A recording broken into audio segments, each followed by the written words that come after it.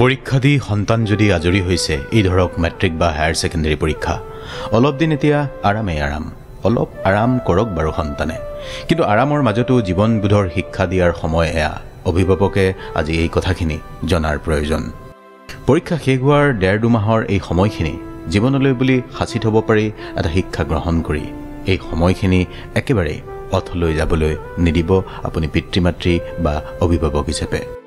বা আপুনি নিজে যদি এই কথাখিনি শুনিছে এগৰাকী পৰীক্ষাৰ্থী হিচাপে তেনেহলে আপোনাকো কৈছো জীৱনৰ আসল শিক্ষা লোৱাৰ সময় এইখিনিয়ে পাতনি দীঘলীয়া নকৰি মূল কথাখিনি কৈছো প্ৰথম কথা পৰীক্ষা শেষ হোৱাৰ আনন্দকণ পানী কৰি নিদিব অলপ মুক্ত উশাহ লবলৈ দিয়ক সন্তানক আপুনি অভিভাৱক হিচাপে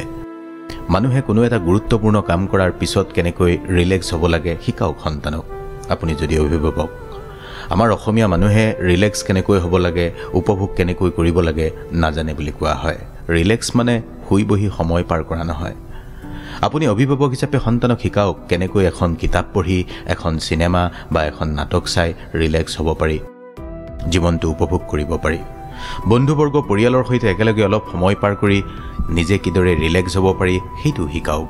আসলতে কি জানে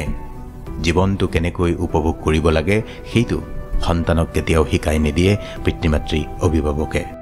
অৱসৰ বিনোদন কি সেইটো শিকাই দিয়া নহয় যাৰ কাৰণে ইংৰাজীত কোৱা পিয়াৰ প্ৰেছাৰত পৰি বহু ল'ৰা ছোৱালীয়ে নিষিদ্ধ আনন্দ লোৱাটোৱে ৰিলেক্সেশ্যন বা উপভোগ বুলি ভাবিবলৈ লয় পিয়াৰ প্ৰেছাৰ মানে অসমীয়াত ক'বলৈ হলে বন্ধুবৰ্গৰ হেঁচা বেয়া কাম কৰিবলৈ বন্ধুবৰ্গয়ো কেতিয়াবা হেঁচা দিয়ে সেইটো হ'ল কিবা এটা নতুন আনন্দ লোৱাৰ এক হাবিয়াস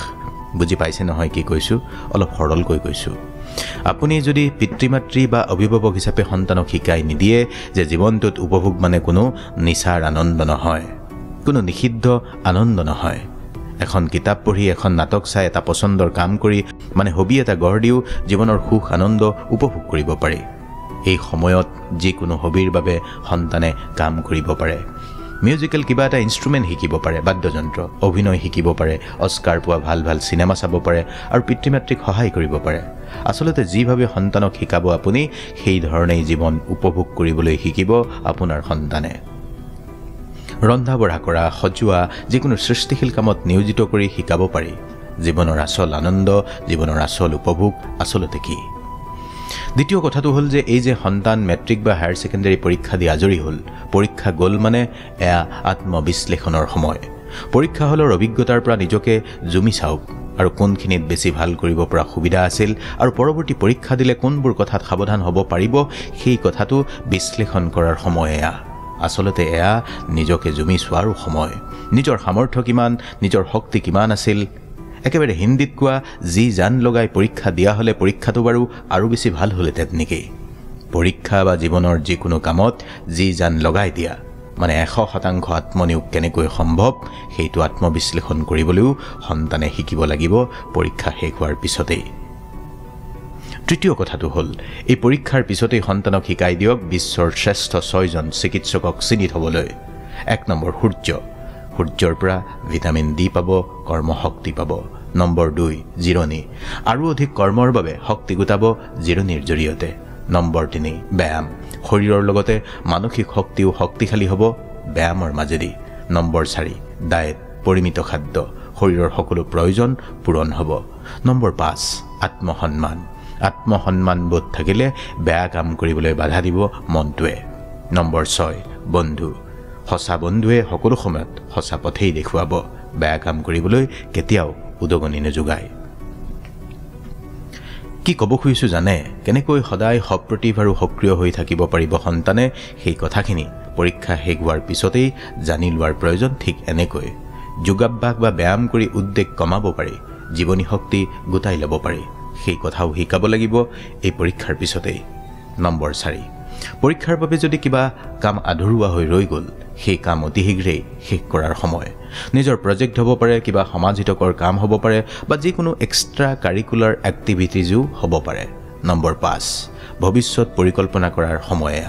মেট্ৰিকৰ পিছত কোনটো শাখাত পঢ়িব হায়াৰ সেকেন্ডাৰীৰ পিছত কোনখন কলেজ ক'ত পঢ়িব কিদৰে পঢ়িব মানসিক প্ৰস্তুতি পৰিকল্পনা এইখিনি সময়ত ভালকৈ কৰি ল'ব লাগিব আৰু এইখিনি সময়তেই গোটাই ল'ব লাগিব তথ্যপাতিবোৰ নম্বৰ 6 কি পঢ়িলে কি হ'ব, কেৰিয়াৰটো কোনফালে কি পঢ়ি ঢাল খুৱাব, গৱেষণা কৰি নিজকে সাজু কৰাৰ সময় এইখিনিয়ে। আচলতে ভৱিষ্যতলৈ নিজৰ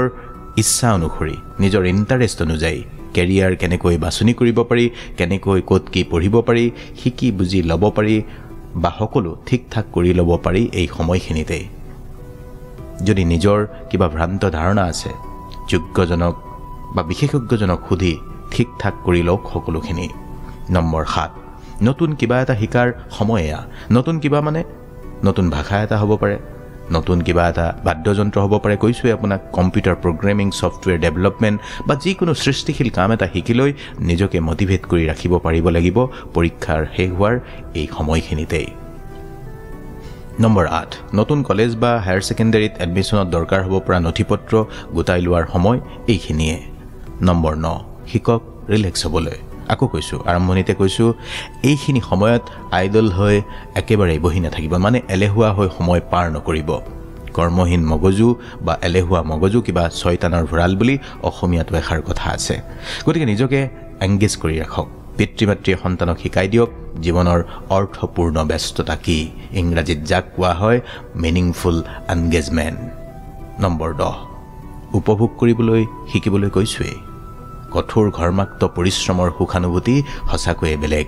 সেই সুখানুভূতি কি শিকক পৰীক্ষাৰ পিছতেই। কথা পাতক, হাঁহক, আড্ডা দিয়ক আৰু জীৱন উপভোগ কৰাৰ প্ৰথমেই যিবোৰ কিটিপ কাইদাৰ কথা ক'লোঁ, অলপ আজি ভাবক, আজি আমি আপোনাক ভুল কৈছোঁ নেকি? অলপ সজাই পৰাই ল'লেই জীৱনটো যন্ত্ৰণাদায়ক হৈ নাথাকে। যি ভুল পিতৃ মাতৃ বা অভিভাৱক হিচাপে আপুনি কৰিলে, সেই ভুল সন্তানক কৰিবলৈ নিদিব। জীৱন উপভোগ্য হৈ উঠিব তেতিয়াহে যেতিয়া জীৱনটো অলপ এনেকৈয়ে সজাই পৰাই ল'ব। সন্তানক যন্ত্ৰণা ভৰা নহয়, উপভোগ্য জীৱনৰ পাঠ দিয়ক অভিভাৱক বা পিতৃ মাতৃ হিচাপে আজিৰ তাৰিখত, আজিৰ এই সময়খিনিত। ভালে থাকিব, আপোনাৰো ভাল হ'ব, সন্তানৰো ভাল হওক।